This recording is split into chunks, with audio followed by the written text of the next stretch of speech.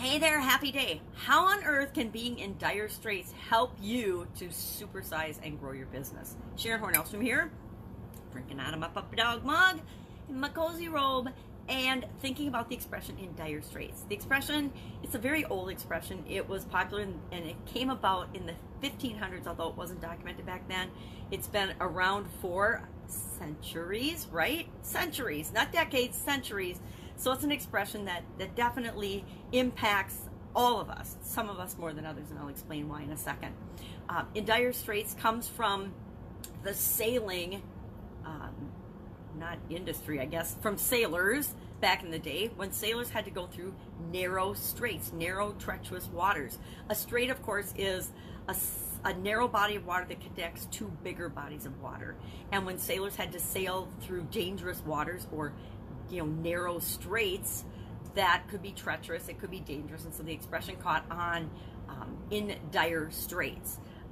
Actually, Franklin Delano Roosevelt, in a speech in 1933, used the expression dire straits to describe people that were having shortages and physical challenges due to the financial nature of the Depression and everything. And so that is another time when the expression in dire straits or dire straits became really, really popular. And then, of course, in the late 1970s, 1978, a band was formed called Dire Straits, and they had their first hit, Sultans of Swing. This is, of course, in my growing up high school years, and so I remember them, and that's part of why probably I'm attracted to this expression, in dire straits. I've used it, I've shared it, I've found people in dire straits situations and helped them out of it. But that band, of course, caused a resurgence in the saying and the use of the term in dire straits in the 1980s, and it's been popular pretty much ever since. It, of course, means to be in a desperate or troubled situation. And we can be in a desperate or troubled situation not only in our businesses, but in any area and aspect of our life. We might be in physical trouble. We might be sick, or somebody close to us might die. We might be in financial trouble. We might lose a supplier to our business and not have a backup plan, heaven forbid. Or we might lose a customer. That could put us in a desperate situation. I let go of one of my biggest customers that represented 80% of my sales in one of my businesses one time.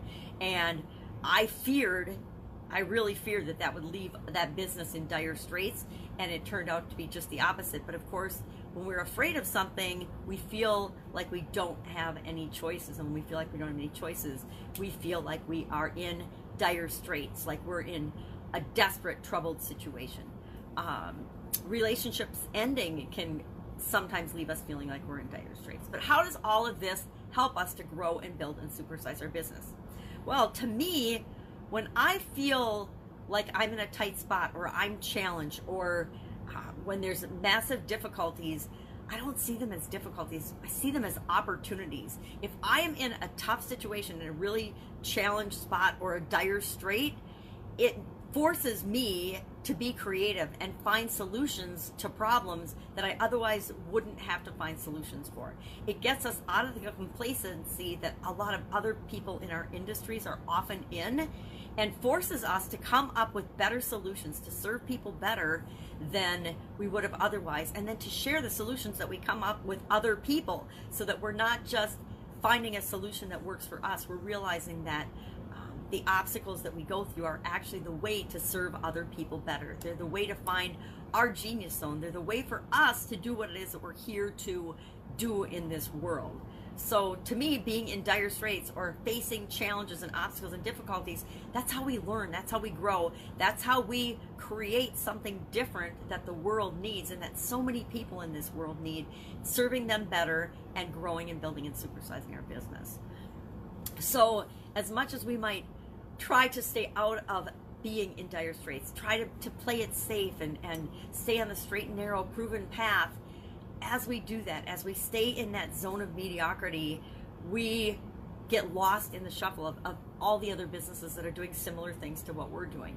So part of the benefit of having challenges and being in dire straits, or knowing that the people that we serve feel like they're in dire straits or having super big challenges or problems that we can help them solve, is the key to growing and building and supersizing the business that we want to build, the way we want to show up in the world.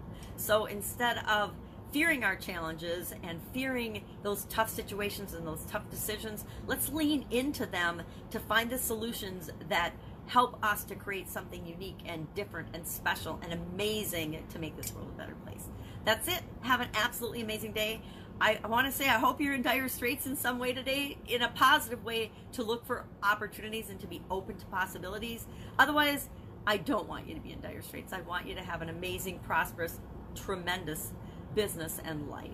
If I can help you in any way, hit me up in the comments below. Otherwise, I'll be with you tomorrow with another interesting idiom. What does it mean? Where does it come from? And how might it be impacting you? And how can you use it, just like everything else? It's just another resource, another tool in our toolbox to help us move our businesses ahead, to supersize and grow and create what it is that we want to in this world. Have an awesome day.